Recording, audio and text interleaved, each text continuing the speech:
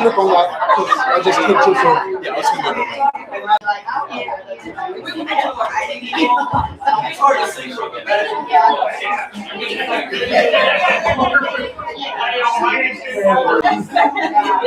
Hey, how come we all give a club?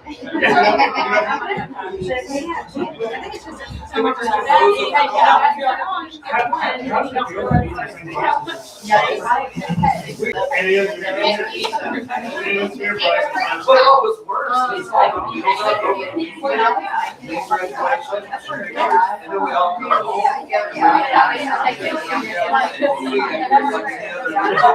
It's like, there's something supposed to be different. Like, you're a graduate. Go get your home now. Why don't like that? Why did I have to buy your ice cream? I did my job here. Yeah. Guys, the ladies downstairs be mad at us. The ladies downstairs, here's with the vents, be mad that you're having such a good time. Some of us are used to making ladies mad. They cannot abide someone else's laughter, so please, they're hearing me right now. Like, I'm about to get in trouble when I get down. Welcome to our class tonight. We are leaving for a little bit. We're leaving Little G Gods. I know. As if your minds weren't melted enough and your tin hats weren't microwaved enough. Tinfoil hats. We are going to switch to our Nations Around You study instead. So a little more dry, I guess, a little more history. If you like history, you'll be really pleased. If you hate it, just wait till Sunday. We'll be back in Little G Gods. It's all good. So we're discussing the nation of Mesopotamia. Mesopotamia, you might have heard in history class, this nation or empire called Sumer. Anybody is now familiar? Or Sumer? Yeah, Sumer. Yeah, that's right. Isn't it more Mesopotamia? Ooh. There's not enough phlegm. Mesopotamia. Okay. Yeah, that's right. Mesopotamia, Sumer. There's another one we're kind of briefly talking about, Acadia, the Akkadian Empire. Anybody familiar with that? Akkadian Empire. Yeah, I knew, the usual suspects. All right. Sure. I know because I am a usual suspect. So we'll kind of discuss that. I wanted to show you guys again this little map. This is really, really cool to me. Let's see. This is a map of really just history throughout the scope of time, or nations in the scope of time. So this is really cool. If you ever wondered, I wonder what China was doing when Israel was a nation. I wonder what the Native Americans were doing. You can use this map. It can zoom in and out as much as you want to go. You will notice that history here, starts here around 4500 BC. That's when they, whoever they are, say that history started, or that we started to write stuff down. Think about that. The earliest, I guess the oldest thing we know of that's written down was like 4,500 years ago. I don't know exactly what that was that they found, but anyway. So the earliest recorded real civilization we're going to see in 3,500 BC. You will notice here is a little yellow blob, Mesopotamia, and over here is a little bitty starter nation called Egypt. I'm bringing this up because a lot of nerds will say Egypt was definitely first. It is the most ancient society in history, blah, blah, blah, blah, blah. These guys watch too much History Channel, okay? You will notice, what's cool too is you can actually click on these. So if I go to Egypt, I can click on it. What we're going to see here in Egypt is a little bitty thing on the Nile, a couple of like farming communities. Okay, so if that's what Egypt looks like in 3,500, what's Mesopotamia look like? Oh, basically an entire empire already. You can do the same for China. I was interested earlier and I went to see, well, people say China is the most ancient civilization. What's China doing in 3,500 BC? Nothing. There's nothing there until about 2000, 1500 BC. And then there's the Shang dynasty. And you're like, that sounds familiar. I'm just bringing this up to show you this is literally the most ancient culture in history. It's when irrigation starts. It's when writing first starts. Presumably you start to build homes together in a city. We're going to talk about some of those cities here in a minute. But this, Mesopotamia, gives rise to some of the Bible's bad guys as far as nations go. Just from your memory, who are some bad guy nations we read of in the Old Testament? Just name me any. Philistines. Yep. Anybody else? My mom was gonna say that before you did. Philistines. That's cool. That's a local thing. That's good. That's local. Think bigger. Philistines were kind of the little blip on the map. Who were like Persians. Oh, Persians, Babylon, Babylon, Edomites. Syrians. Edomites, Assyrians, right? All of these nations we start to think of, right? Here's what's cool. You can start to progress time in the Middle East and see, look, so we went about 1,000 years, not much has changed, but look how Mesopotamia has grown, right? So you've gone from just right here, Tigris and Euphrates, you've gone all the way and wrapped around down to Canaan, right? That's 2500 BC. But then you continue on, let's skip another 1,000 years. What's this? All these nations being spawned, right? You have what's considered Babylon, Babylonia, Elam, which is to the east of it. This becomes the Assyrian Empire. Again, Egypt's like barely a thing right now. It's up and coming. You continue moving down, we're getting a little more granular as time starts to kind of make more sense to us. You got Mesopotamia, you got Babylon, a little bitty guy, Assyria's a little bitty guy. This is the start of the greater Persian Empire. Then, maybe, this looks more familiar to us. Does this map make more sense to us? Paul's missionary journey. Paul's Missionary Journey. Anybody seen the movie 300? Shame on you. It's a terrible movie. Gerard Butler is amazing. But shame on you, right? This is the nasty, great Persian Empire that comes on. They love Greece. And they can't beat 300, even though it's like a few thousand Greeks. But this becomes a little more familiar to us, right? You continue on in history. Maybe. The Seleucid Kingdom, which is Greek. Alexander the Great's already come in. You continue on. This should look more familiar to us as we go. Aha, what's this red right here? You should know. We're in Western culture, we're obsessed with it. Red symbolizes what nation in antiquity? Communism. At least you answered. And we are obsessed with it. We are. Rome.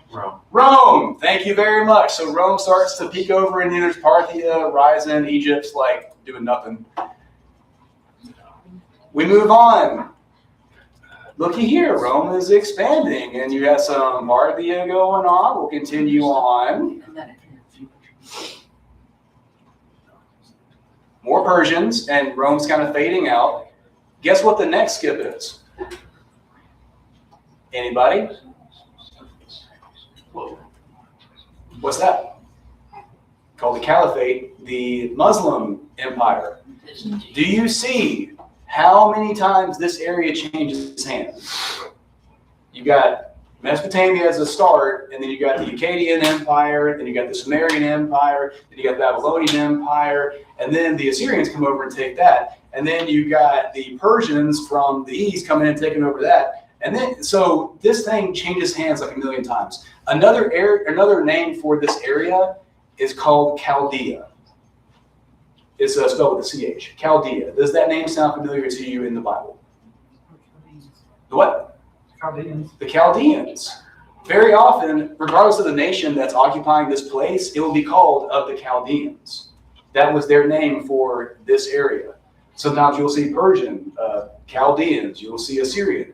Chaldeans, it's all from this little place right here. Questions or comments so far? It's kind of hard for us to appreciate how ancient and how vast this empire was. I mean, the Bible makes the claim that this area spawns the entire world, and looking at world history, you're like, it very well could have. I mean, it's got that pedigree to it. So everybody good on that? Questions or comments? All right. Moving on, I wanted to discuss some of these cities that we talked about last time. When we think about empires, we typically think about large stretches of land and territories. It's better to think about Mesopotamia more as city-states. Like, this is the first time in history that we've seen cities that are independent, that can function by themselves. So Greece does the same kind of thing. You have Sparta, who's independent. You have Athens, who's independent. All of these city-states are kind of like fighting with each other. It's not until someone, typically a great military leader, comes and backhands everybody and says, you're all under one flag now. So for a long time, all of these nations or all of these city-states here consider themselves basically individual nations. Does that make sense? Am I losing anybody? Kind of like in Lord of the Rings. Oh, elaborate. Well, you got the people of Rowan and. Oh, sure. And like there's like a major city. Yeah. Yeah, it's, yeah. The Shire. I'm just trying to relate. The kids love Lord of the Rings, brother. Yeah, Gen Z's real big on Lord of the Rings right now. This is young pro class though. Bonus question, what is the capital of Rohan? Not Morgan. He's more. That's right. What's the capital of Rohan?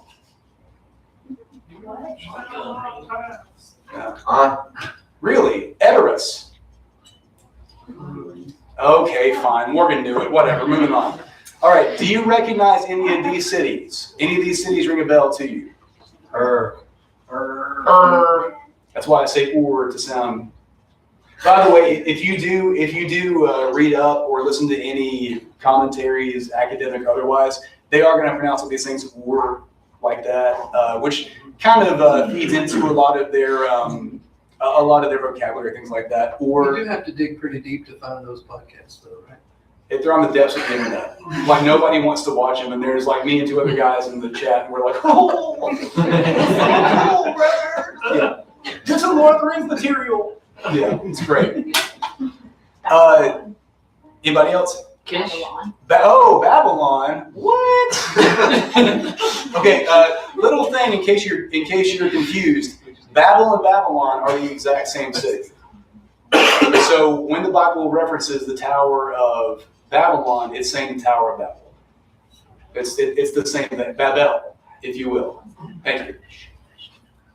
There's one in the Bible mentioned, and it's called Erech, but it's Uruk is here.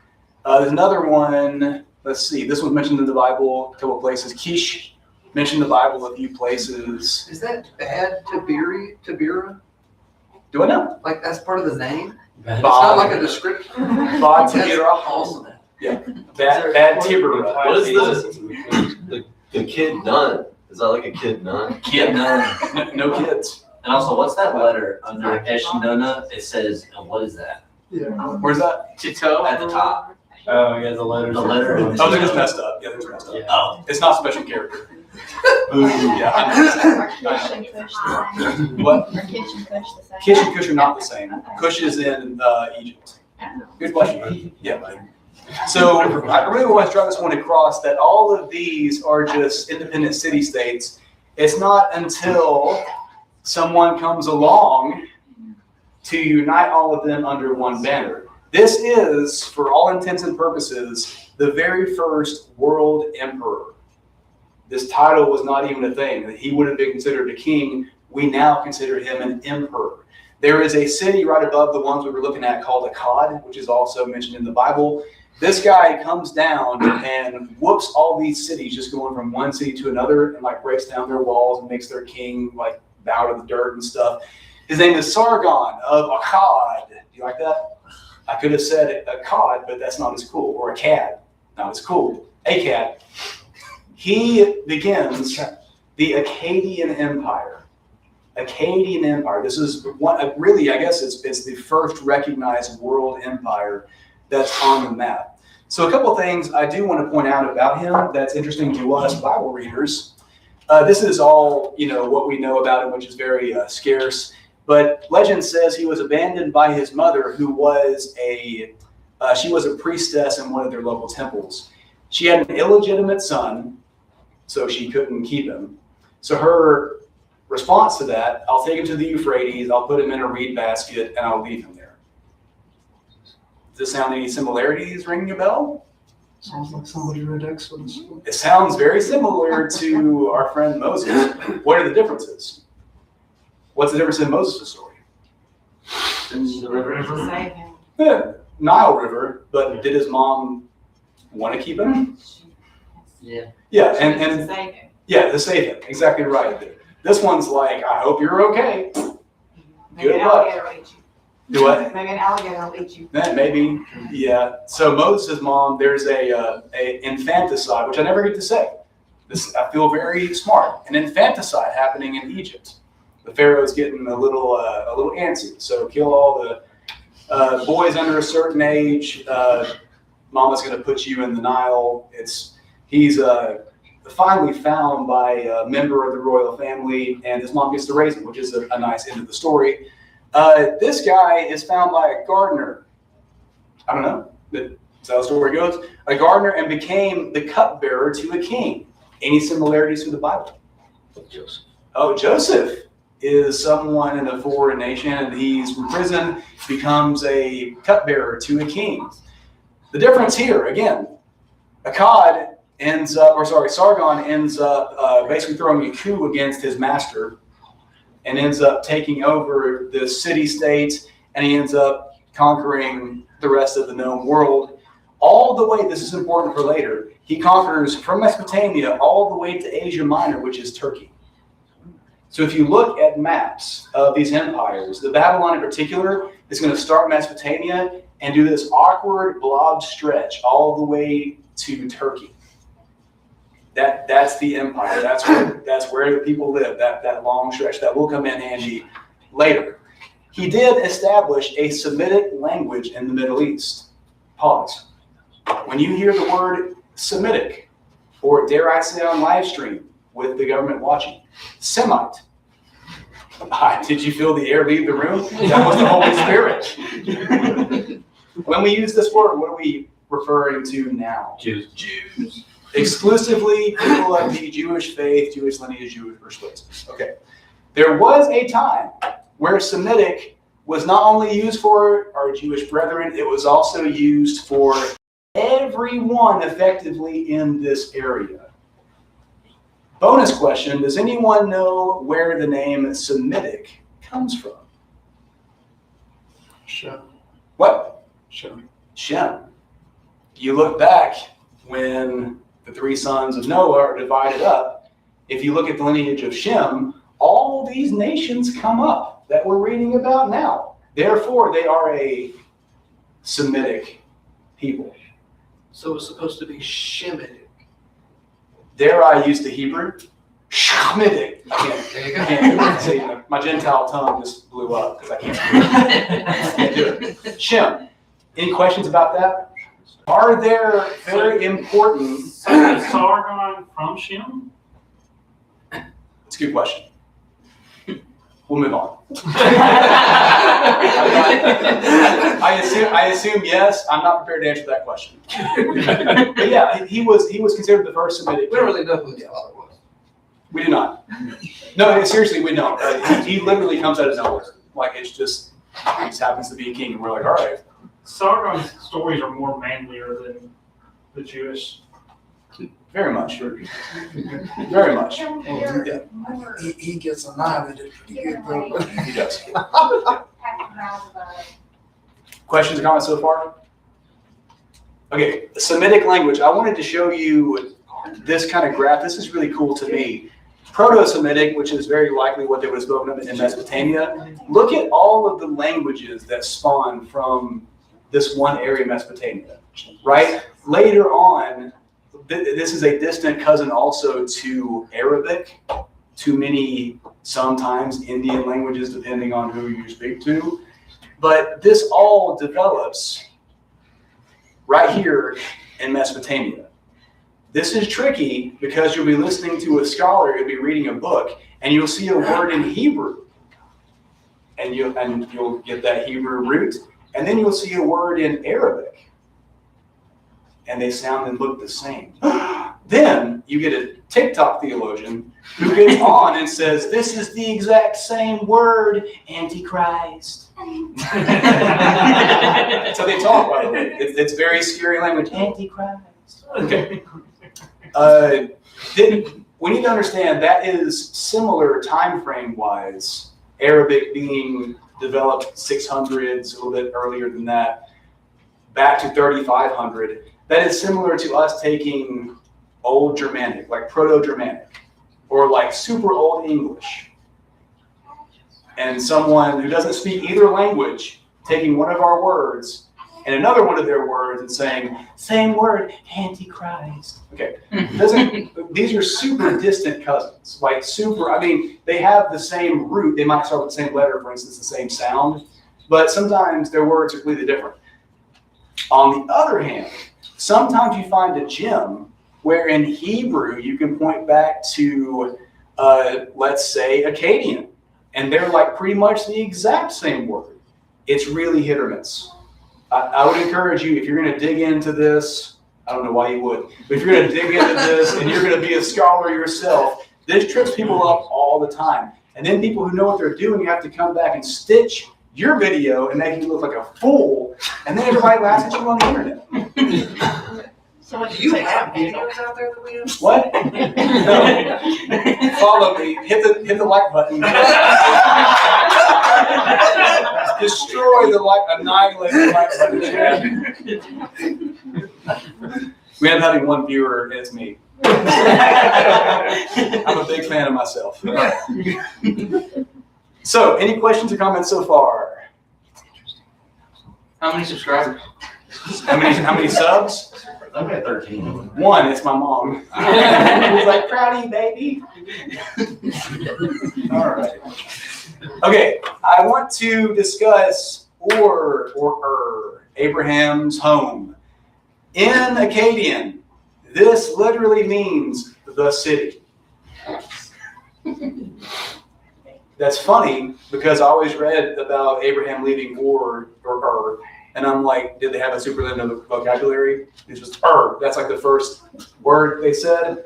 But what do you think this says about how they felt about their city? They're the only one. It's They're the only one that matters. It's the city. Now, there are crazy other cities. There's Babylon and there's Uruk, who ends up basically becoming the capital of Acadia.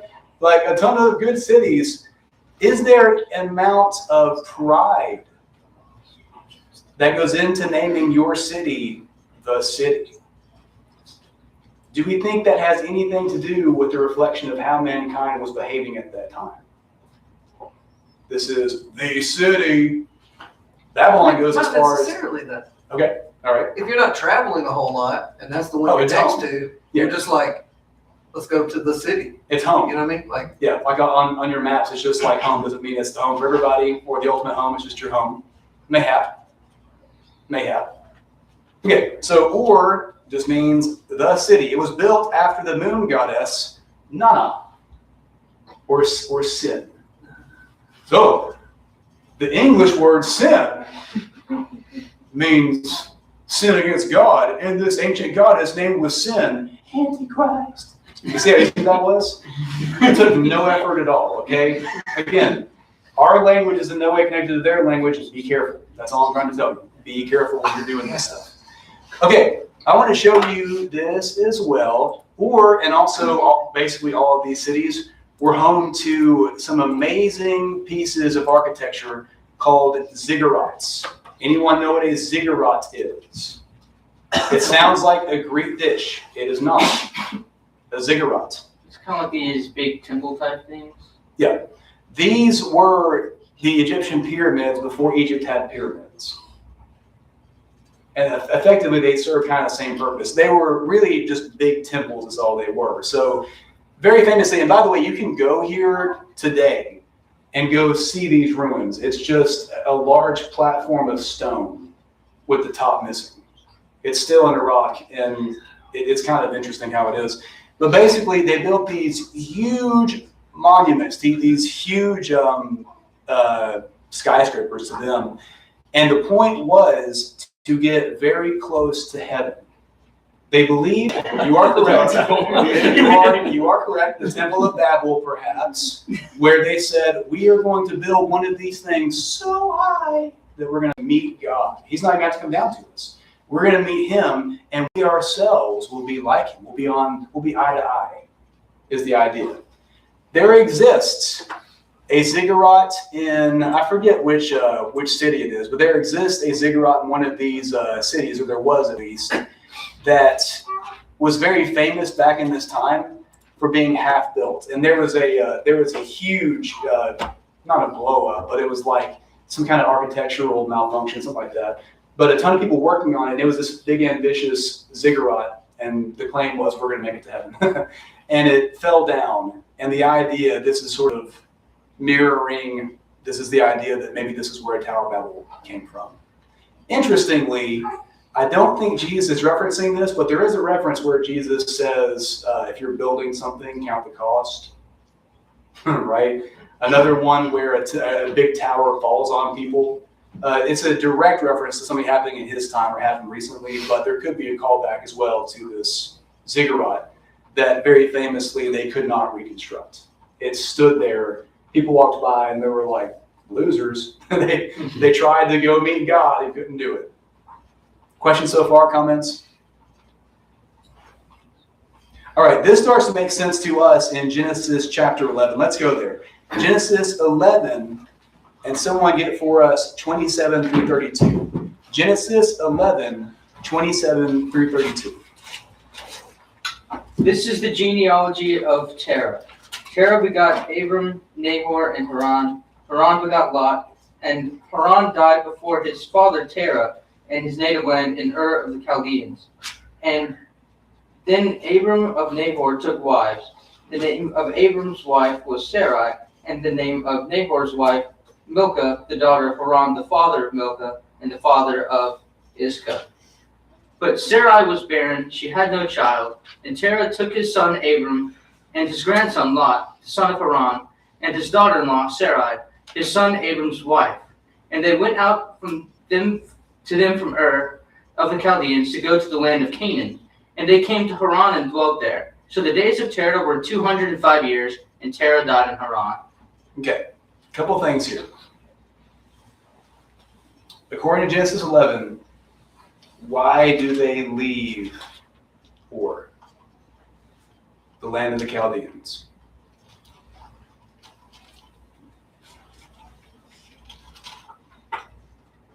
Go to Canaan. Go to Canaan. Why? Has Abram been commissioned yet?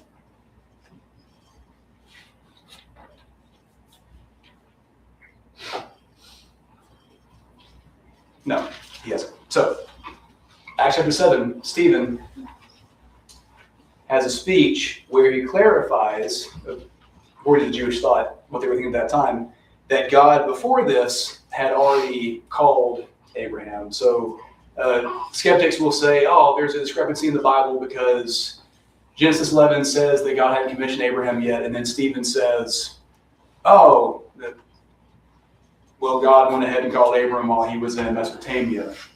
And then they went.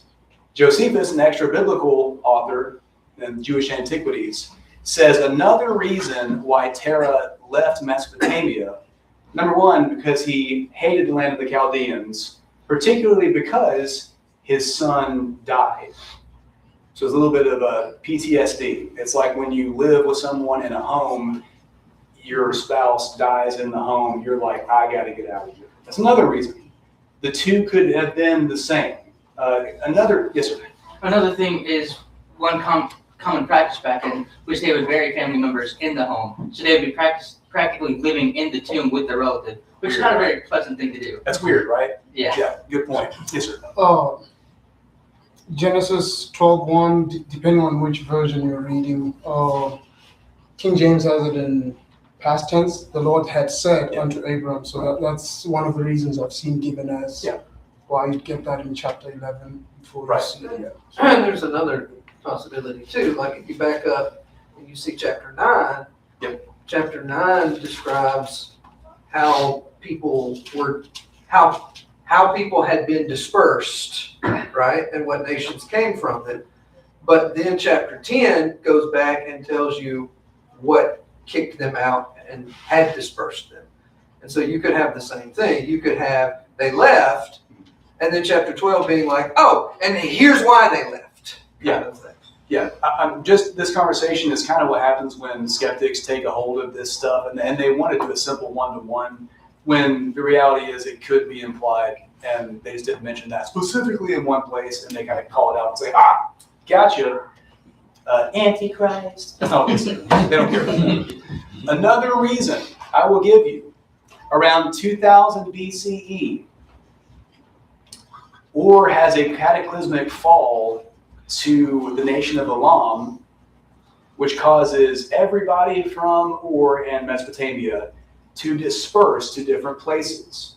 I mentioned the nation of Babylon, but eventually would become Sargon the Great. He goes from Mesopotamia and stretches out all the way to where? Remember? Turkey. Guess where Haran is? Right there at the base of Turkey. Haran and Ur was a very famous trading route. So not only did Abraham and his family go there, a lot of people went over to Haran because it was considered a faraway sister city to Ur. Here's an interesting idea to just chew on. What if God tells Abram, I'm going to show you to a place? Abraham's like, well, you know. What if his brother, Terah's son, ends up dying in this conflict? They bury him, let's go. They start over to Haran. They find it convenient. They find it similar to where they came from. Terah's old. He dies. Abraham continues his journey into Canaan. Thoughts about that? By the way, this is a little existing stele. It's depending on how you are. You will either say stele, S-T-E-L-E, or stele. It means an old tablet. Okay, that's a fancy word for an old piece of clay people wrote on. Right. This is the lament of Ur. All right, it's talking about how the gods destined Ur to fall and how they were unhappy with the population and how and they were sort of lamenting, how can you allow these foreign gods to come into our nation, kick us out and drive us away? Now we are forced to worship foreign gods. This is going to be an ongoing theme when nations fight. It's our gods versus your gods, and whoever wins is the more powerful god. It wasn't just about nations, like it was about whose deity is best, if that makes sense. Questions or concerns about that? To wrap up everything, where does later on in the Old Testament, when the Jewish people go into captivity, where do they end up going? Jerusalem, Judah. Where do they end up going? Who takes them away from Judah?